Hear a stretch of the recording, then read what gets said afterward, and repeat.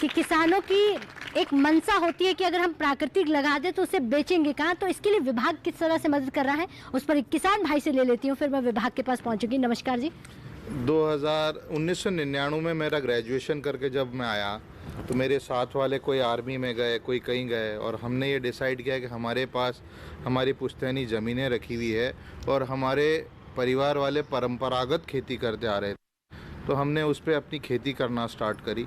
2-3 साल तक तो हमें उसमें मशक्क़त में लगे। फिर 2006 में हम कृषि विज्ञान केंद्र, आत्मा परियोजना एवं कृषि विभाग के सतत संपर्क में आए। 2006 में हमारे गांव की स्थिति थी कि 95% गांव कच्चे मकान थे, कोई ट्रैक्टर नहीं था, कोई सड़क नहीं थी, एक आधी मोटरसाइकिल हुआ करती थी, वो भी गांव के धनाढ्य व्यक्ति के पास। उसके बाद जैसे ही कृषि विज्ञान केंद्र आया और जब टेक्नोलॉजी को ये लोग लेके आए और वही परंपरागत और समन्वित खेती के साथ में जब विज्ञान का समन्वय हुआ और जब टेक्निक्स हमारे पास आने लगी, तो हमारे पास नए लेटेस्ट कृषि विभाग, कृषि विज्ञान केंद्र के थ्रू हमारे पास नए बीज की प्रजातियां आने स्टार्ट हुई।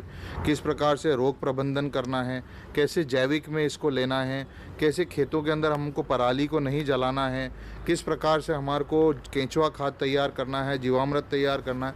ये धीरे धीरे तो वो क्या हुआ कि परंपरागत प्लस विज्ञान दोनों का जब मिलन हुआ तो उस हिसाब से जो आउटपुट निकल के आया, तो आज ये स्थिति है कि 99.9% गांव में पक्के मकान है, हर घर में मोटरसाइकिल है, हर घर में ट्रैक्टर है। नहीं, आप इतनी तारीफ कर रहे हैं, आपको लगता है कि बस इतना ही होना चाहिए किसान के लिए, और क्या और सुविधाएं होनी चाहिए? क्या लगता है कि जितना सरकार ने, विभाग ने किया है, अब किसान खुश है?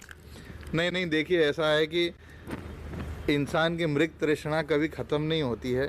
आप जितना करेंगे उतना हमें लगेगा ये तो बहुत कम किया है, लेकिन आज की तारीख में जो योजनाएं चल रही है, अगर हम उन योजनाओं को अच्छे से समझ के बड़े स्तर पे नहीं कर सकते हैं तो छोटे स्तर पे, और छोटे स्तर पे नहीं कर सकते तो समूह बना के अगर उनको हम लोग इम्प्लीमेंट करते हैं तो निश्चित ही हमें फ़ायदा हो रहा है। जी ठीक है बेटी, बहुत धन्यवाद।